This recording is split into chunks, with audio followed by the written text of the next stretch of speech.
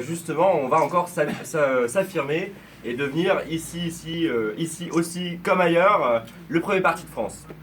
Donc moi, je vais vous parler surtout d'avenir ce soir parce que voilà, c'est la seule chose qui compte. 2017, ce sont des élections majeures pour notre pays, évidemment, et notre candidate Marine Le Pen a vraiment de grandes chances de l'emporter. Donc j'espère que, bon, normalement ici, j'ai plutôt une salle acquise à sa cause, j'espère.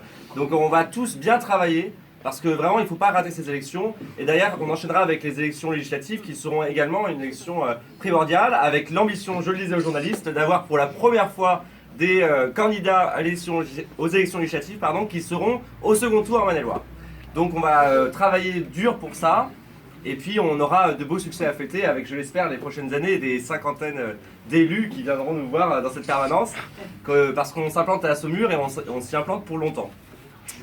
Donc voilà, vous connaissez un peu le contexte national, le contexte local. Nous, on veut changer les choses, vous savez maintenant, historiquement, et on sera les seuls à proposer cette seule alternative. C'est sur l'immigration, sur l'Union européenne, et sur maintenant, il faut bien dire, la préservation du modèle social, parce qu'il est tellement menacé par un programme de l'ex-premier ministre de Nicolas Sarkozy qu'il va bien falloir agir pour montrer aux Français que l'escroquerie que représente Fillon parce qu'il souhaite tout simplement détruire la sécurité sociale, détruire le droit des travailleurs. Sur la question migratoire, évidemment, nous sommes les seuls parce que, comme je le disais tout à l'heure, également à ces mêmes journalistes, finalement, la gauche et la droite mènent la même politique. L'ex-premier ministre de Nicolas Sarkozy, François Fillon, a fait accueillir autant d'immigrés en France que François Hollande. Donc voilà, on est encore une fois les seuls à s'opposer. Et puis sur l'Union européenne, si vous avez suivi les débats, ils n'en ont pas parlé, pour eux c'est un non-sujet. Et là encore, on est les seuls à défendre une souveraineté totale et entière pour la France. Donc je vais quand même laisser la parole bientôt à Gilbert Collard, si c'est vous que vous voulez appeler, que vous voulez écouter. Et j'espère que voilà, je pourrai compter sur vous, on a besoin de vous, Marine a besoin de vous pour cette année, ça va être important. Donc il y a une petite caisse qui va tourner pour pouvoir meubler cette permanence et nous payer une télévision pour suivre les débats, et notamment le débat du second tour, où Marine sera présente évidemment. Et tous ensemble, et puis voilà, il y aura des adhésions, donc n'hésitez pas à venir nous voir s'il y a des gens qui vont adhérer ou réadhérer ce soir, parce que je sais qu'il y a des gens qui viennent pour la première fois à une réunion du Front National, donc on va aussi leur réserver le meilleur accueil. Voilà, merci. Je vous remercie. Merci. Ne m'appelez pas maître, appelez-moi Gilbert. Alors je suis très heureux d'être parmi vous, parce que Marion et moi, nous sommes, à l'heure actuelle, hélas, seulement vos deux élus. Pour plus de 6 millions d'électeurs, ce système démocratique inique a envoyé à l'Assemblée nationale 2 élus.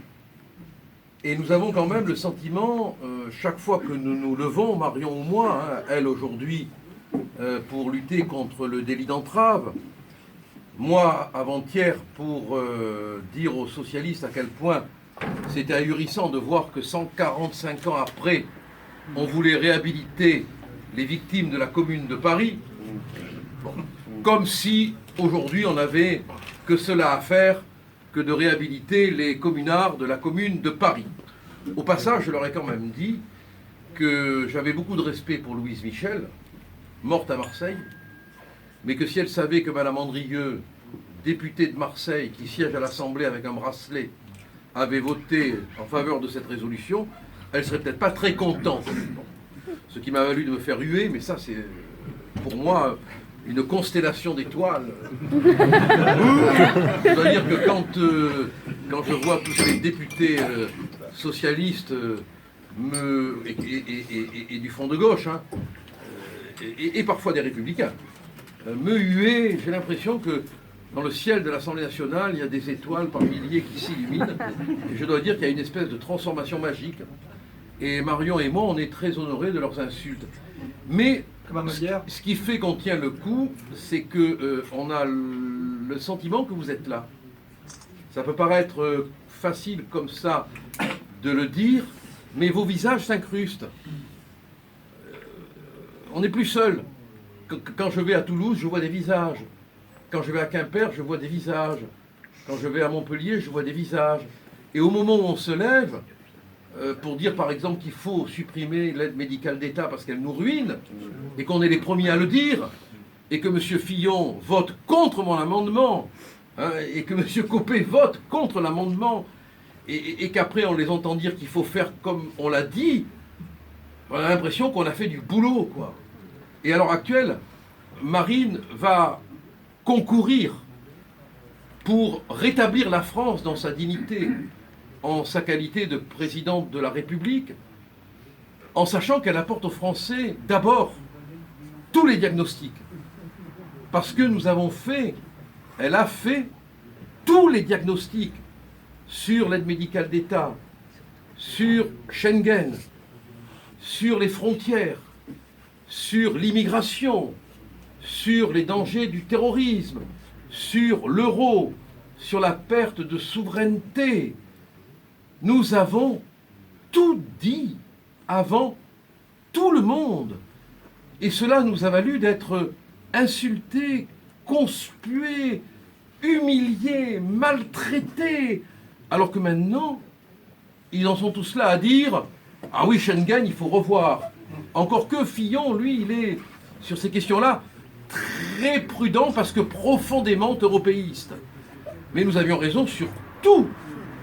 Et alors, le peuple, ce peuple qu'on ignore, qu'on méprise, hein, ce peuple à qui M. Apathy voudrait quasiment retirer le droit de vote, lui qui souhaiterait, s'il était élu président de la République, raser Versailles. Pauvre con, quoi, je veux dire.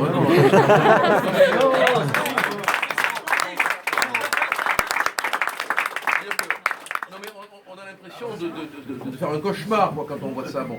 Donc on arrive avec quand même la preuve qu'on a constaté tout ce qui allait mal. Tout. Et qu'à l'heure actuelle, ils reconnaissent que nous avions raison sur tout. Sur tout. Et ils essayent, c'est habile, de nous piquer nos idées. Fillon, il a réussi son coup par rapport à Juppé. Pourquoi? Parce que Juppé était un homme de droite qui allait à gauche. Et Fillon était un homme de droite qui allait, entre guillemets, à l'extrême droite. Et c'est ce qui fait que des braves gens se sont dit, tiens, celui-là, il a quand même peut-être quelque chose que les autres n'ont pas. Mais c'est bidon. Je vais vous en donner un exemple. C'est symbolique. Mais moi, je crois à la portée des symboles et j'ai le sentiment qu'ils disent la vérité. Le soir où nous avons eu les résultats des primaires, j'ai vu, de mes yeux vus, comme on dit chez Molière, Madame Valérie Boyer. Ça vous dit rien? Elle était l'une des représentantes de Fillon et elle est députée des Bouches-du-Rhône. Elle portait ostensiblement, visiblement, la belle croix arménienne, que je trouve très belle. Évidemment, tout le monde a vu la croix. Bon, elle aurait eu un tchador, personne ne l'aurait remarqué, bien évidemment. Bon. Mais une croix dans un pays de tradition chrétienne, ça ne pouvait que scandaliser. Il y a eu tout de suite une réaction des médias. Et on a vu quelques minutes après, je ne dis pas quelques heures, je ne dis pas quelques jours, je dis quelques minutes après, la même Valérie Boyer, dans le même vêtement, n'ayant plus la croix. C'est Fillon, ça. Courage, Fillon, je veux dire. Il aura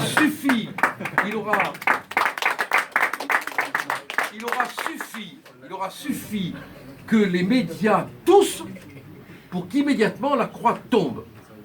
Et on va attendre de ces gens-là qui, sous la pression légère des médias, reculent de faire le programme qu'ils prétendent faire. Mais moi, si on me reproche d'avoir une croix, mais j'en mets deux. Mais j'en mets deux. Et c'est franchement la grande différence entre eux et nous. C'est que nous, on a payé le prix de notre engagement. On a payé le prix de notre courage. Dites-moi quel intérêt on pouvait avoir, il y a 6 ans, 5 ans, de s'engager au Front National. Moi, j'ai perdu toute une partie de ma clientèle. J'avais des émissions de télévision, je les ai perdues. J'avais des contrats que j'ai perdus. Mais on y est allé, nous. Sans espoir d'aucun mandat à l'époque. Bon, maintenant, les jeunes qui arrivent, Ils peuvent décrocher un conseil régional, un conseil départemental. Bon. Il ne faudrait pas que ça les rende gammeleurs. Non, parce que qu'ils n'oublient pas quand même que beaucoup, avant, sont allés se faire ensanglanter pour rien. Pour rien. Et qu'on leur doit tout. Arrêtons quand même de considérer qu'on arrive, qu'on est là, et que ce qu'on gagne, c'est par nous-mêmes.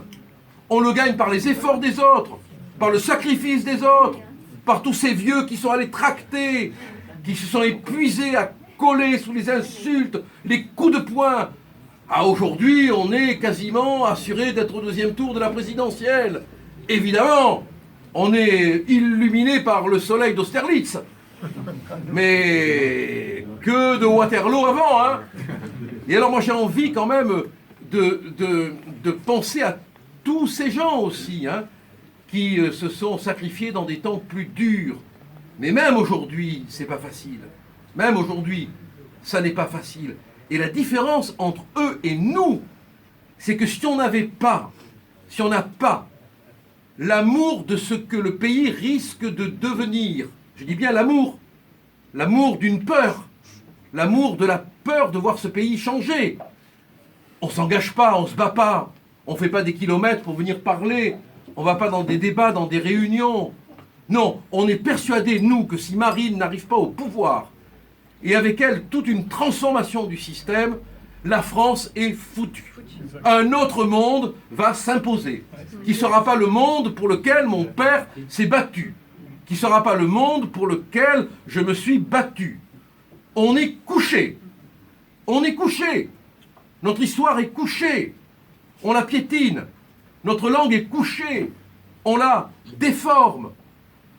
Notre culture est couchée. On la transgresse.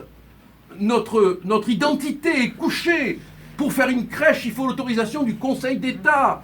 Enfin, dans un pays qui a eu pour premier roi Clovis, où avant il y avait Sainte-Clotilde, où il y avait Sainte-Geneviève. Il faut une autorisation quasiment du Conseil d'État pour construire dans une mairie ou dans un lieu public une crèche, à condition qu'elle ait une portée culturelle.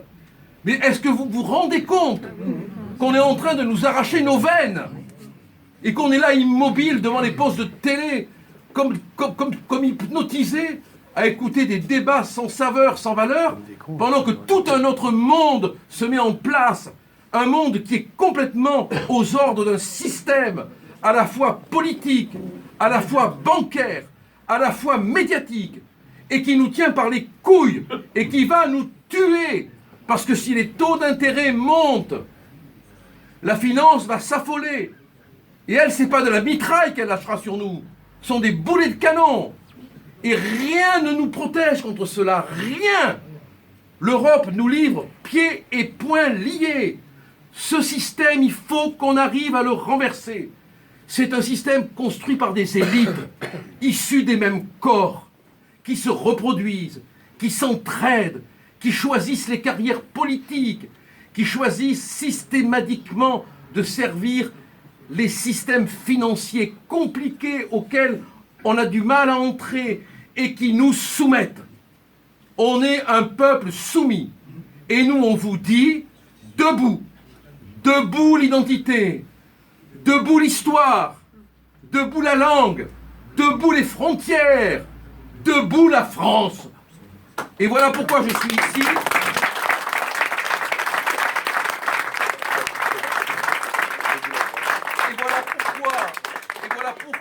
Nous devons nous battre pour que Marine arrive à l'Élysée. Chacun d'entre vous, et je vais conclure là-dessus, chacun d'entre vous doit se considérer comme une portion du territoire. Chacun d'entre vous est le pays, une portion du pays, une parcelle du pays. Chacun d'entre vous défend cette parcelle du pays. Chacun d'entre vous se bat pour que cette parcelle d'histoire, de langue, de tradition, d'amour, de passé, de présent, d'avenir français tienne le coup. Chacun d'entre vous est un bastion. Vous devez tenir bon, tête haute. vous devez tenir ferme et faire en sorte que chacun d'entre nous puisse s'appuyer sur chacun d'entre vous pour qu'en même temps que le drapeau se hisse, Marine s'élève jusqu'au sommet de la présidence de la République. Merci à tous.